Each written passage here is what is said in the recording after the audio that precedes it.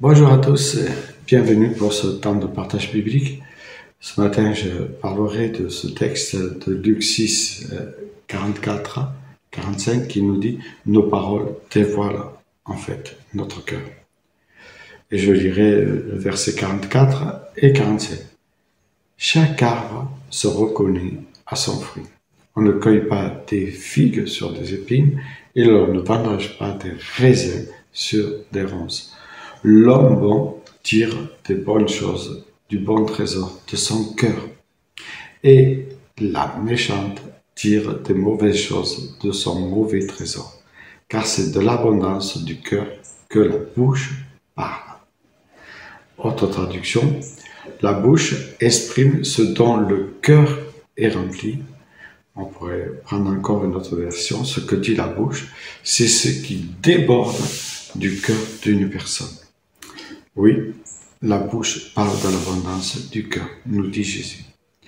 En fait, il nous rappelle que nos paroles révèlent notre cœur et dévoilent souvent notre identité, qui on est quelque part et où on en est dans notre relation avec celui qui est notre Seigneur.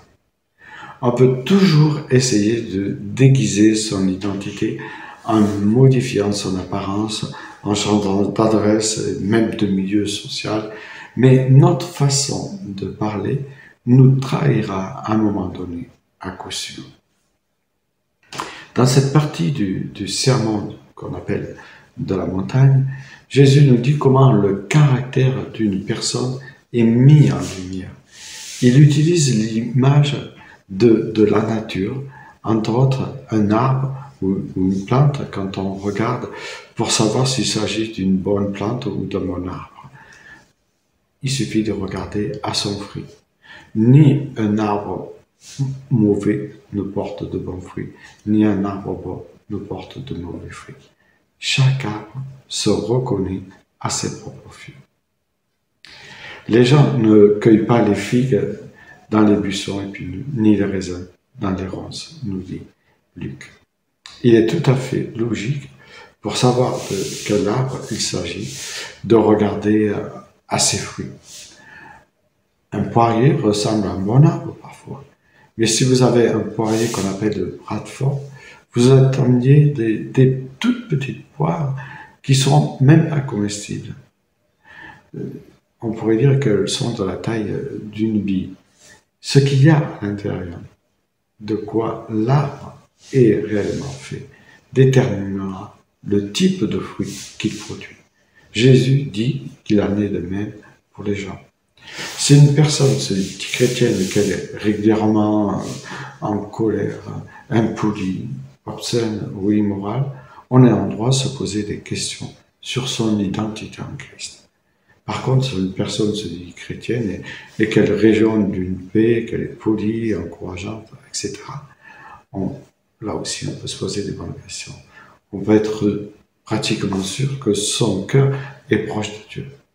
Bien sûr, il est possible que quelqu'un mette en place, comme on l'appelle, ce masque pour tromper les autres sur son personnage. Mais finalement, ce qui est à l'intérieur se dévoilera tôt ou tard. Jésus nous dit que la bouche parle de l'abondance. La bouche parle du débordement du cœur d'une personne. En fait, nos paroles sont bien le fruit et l'expression de nos pensées. Le fruit d'une personne nous permet d'être réalistes sur ce que nous considérons comme des chrétiens et nous donne aussi de savoir à qui nous pouvons vraiment faire confiance. Je terminerai avec ce passage de Paul aux Éphésiens, chapitre 4, 29. Il dit « Qu'aucune parole malsaine ne sorte de votre bouche, mais seulement des bonnes paroles qui, en fonction des besoins, servent à l'identification et transmettent une grâce à ceux qui les entendent. » Bonne journée.